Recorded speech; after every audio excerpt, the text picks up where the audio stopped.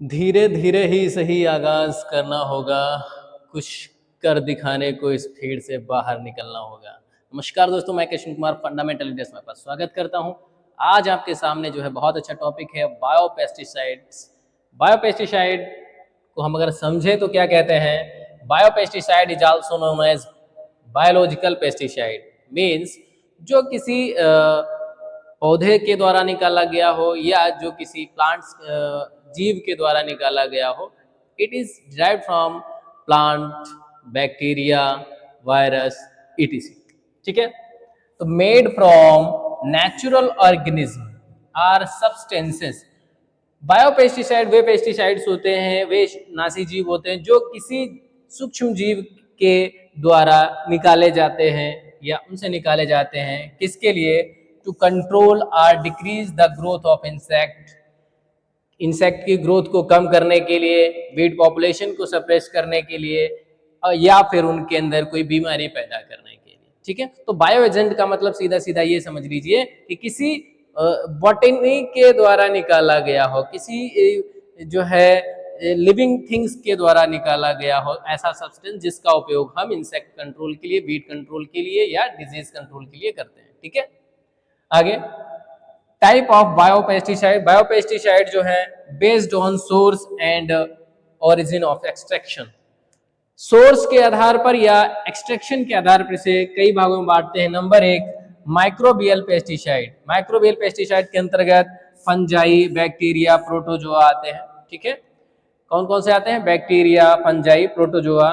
They control, जो क्या करते हैं? नियंत्रित करते हैं पेस्ट को, काजिंग डिजीज, उनके अंदर बीमारी पैदा करके, क्रिएटिंग कंपटीशन, जो कंपटीशन पैदा करते हैं, जैसे प्लांट है या जो कोई हमारा इंसेक्ट है उसके बीच में कंपटीशन पैदा करेंगे। ऐसी कंपटीशन पैदा करेंगे जिससे हमारा पौधा जीत जाए और जो इंसेक्ट है वो हार जाए।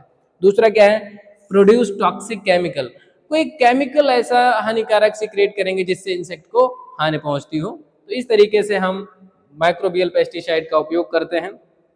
दूसरा आपका होता है बैक्टीरियल बायोपेस्टिसाइड। बैक्टीरियल बायोपेस्टिसाइड में बेसिकली हम इंसेक्ट को कंट्रोल करते हैं, जिसमें बहुत इंपॉर्टेंट है बीटी, जिसे हम बैसिलस थ्यूरिजेंसिस कहते हैं, और अदर होते हैं बैसिलस सबटिलिस और स्यूडोमोनास फ्लोरेसेंस, एग्रोबैक्टीरियम, रेडियोबैक्टर। ठीक है, ये क्या है? हमारे बैक्टीरियल बायोपेस्टिसाइड्स हैं जिनका उपयोग नेचुरली किया जाता है। ठीक है, अगला क्या है आपका? Fungal biopesticide. ठीक है, तो फंगल बायोपेस्टिसाइड का मतलब क्या है? जो फंगल डिजीज, जो फफूंद जनित बीमारियों को नष्ट करते हैं, उसके अंतर्गत आपका वेवेरिया बेसियाना और ट्राइकोडर्मा विरिडी आते हैं। ये फंगस से निकाले जाते हैं स्ट्रेन, और वो क्या करते हैं? फिर नष्ट करते हैं। ठीक है, फंगस जनित बीमारियों को। तीसरे नंबर पे आता है इधर बायोकेमिकल पेस्टिसाइड्स। तो biochemical pesticide derived from natural substances. ये किसी प्राकृतिक तत्व से बनाए जाते हैं, जस्ट लाइक प्लांट एक्सट्रैक्ट, किसी पौधे के द्वारा, इन्हें हम बॉटनिकल्स कहते हैं, या प्लांट बेस्ड होते हैं, या एसेंशियल ऑयल। ठीक है, तेल्स भी हो सकते हैं, जिसमें बहुत ही कॉमन होता है इनका वर्क क्या होता है? रिप्लेंट, प्रतिदर्शक का काम करते हैं, कि मतलब उन्हें दूर भगाने का काम करते हैं, या फिर ग्रोथ रेगुलेटर होते हैं, वो काम करते हैं।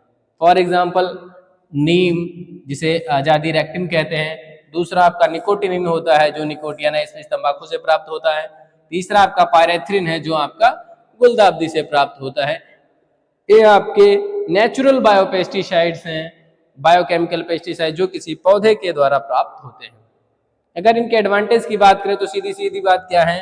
ये इन्वायरमेंटली फ्रेंडली होते हैं, लेस टॉक्सिक फॉर ह्यूमन, मनुष्य के लिए बहुत ही कम हानिकारक होते हैं, और पर्यावरण हितैषी होते हैं। अगला पॉइंट है टारगेट स्पेसिफिक होते हैं। ये किसी विशेष प्रकार के ही इंसेक्ट, वीड्स या डिजीज को खत्म करते हैं। सभी प्रकार की बीमारियों के लिए इनका कोई प्रोग्राम नहीं होता है। अगला पॉइंट है less risk of paste resistance. देखिए, जब हम इनका उपयोग करते हैं, बायोपेस्टिसाइड का उपयोग करते हैं, तो पेस्ट जो रेसिस्टेंट की बात आती है बहुत ही कम हो जाती है, क्योंकि किसी विशेष प्रकार के ही पेस्ट को खत्म करते हैं। They are compatible with IPM program. ये जो बायोपेस्टिसाइड होते हैं ये बहुत ही कंपेटेबल नेचर के होते हैं, बहुत ही आसानी से सामंजस्य बिठा लेते हैं इंटीग्रेटेड पेस्ट मैनेजमेंट प्रोग्राम के अंतर्गत। अगर डिसएडवांटेज की बात करें तो पहला क्या है? Short life. जो बायोपेस्टिसाइड होते हैं इनकी जो जीवन चक्र होता है बहुत ही, या यूं कह सकते हैं सेफ लाइफ जो होती है बहुत ही शॉर्ट होती है, कम होती है।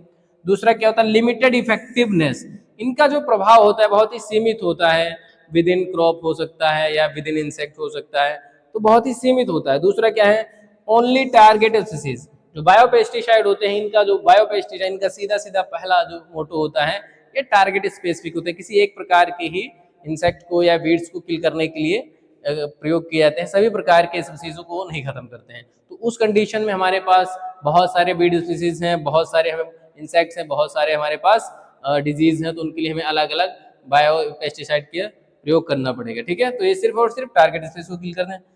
डिफिकल्ट टू अप्लाई, इनका जो प्रयोग है बहुत ही डिफिकल्ट, कठिन होता है। क्यों? क्योंकि हमें पहचानना होता है कौन सी बीमारी है, तो इसके लिए कौन से हमें बायोपेस्टिसाइड का प्रयोग करना हो। अगला लास्ट और है क्या है, cost of production is high, इसका जो कॉस्ट ऑफ प्रोडक्शन होता है, उत्पादन लागत इनकी बहुत ही ज्यादा होती है, जिसके चलते हम इनका उपयोग कर नहीं पाते हैं। तो बायोपेस्टिसाइड का मतलब समझ गए कि आप, कि बायो का मतलब क्या है, किसी जीवित नेचुरल लिविंग थिंग्स के द्वारा प्राप्त किया जाता हो, उससे एक्सट्रैक्ट निकाला जाता हो और उससे फिर हम पेस्टिसाइड बनाते हैं, जिसका हम सूक्ष्म जीवाणुओं या कीट नियंत्रण में या खरपतवार प्रबंधन या फिर हम बीमारी प्रबंधन में इसका उपयोग करते हैं, उसे हम बायोपेस्टिसाइड कहते हैं। फिर उसमें बेस आ जाते हैं तुम्हारा बैक्टीरियल, जो बैक्टीरिया के द्वारा आते हैं, बैसिलस थ्यूरिजेंसिस है, बैसिलस जो है आपका सब्स्टिलिस है। इसके बाद फंगल में आ जाते हैं बेवेरिया बेसियाना, ट्राइकोडर्मा विरिडिस। फिर बोटेनिकल्स में आपका आजादी रेक्टिन है, निकोटियाना स्पीसीज है और पायरेथ्रम है, जिनका उपयोग हम बायोपेस्टिसाइड के रूप में करते हैं, जो ऑर्गेनिक फार्मिंग बहुत महत्वपूर्ण होते हैं। ठीक है, तो लेक्चर आप आराम से देख लीजिएगा। धन्यवाद।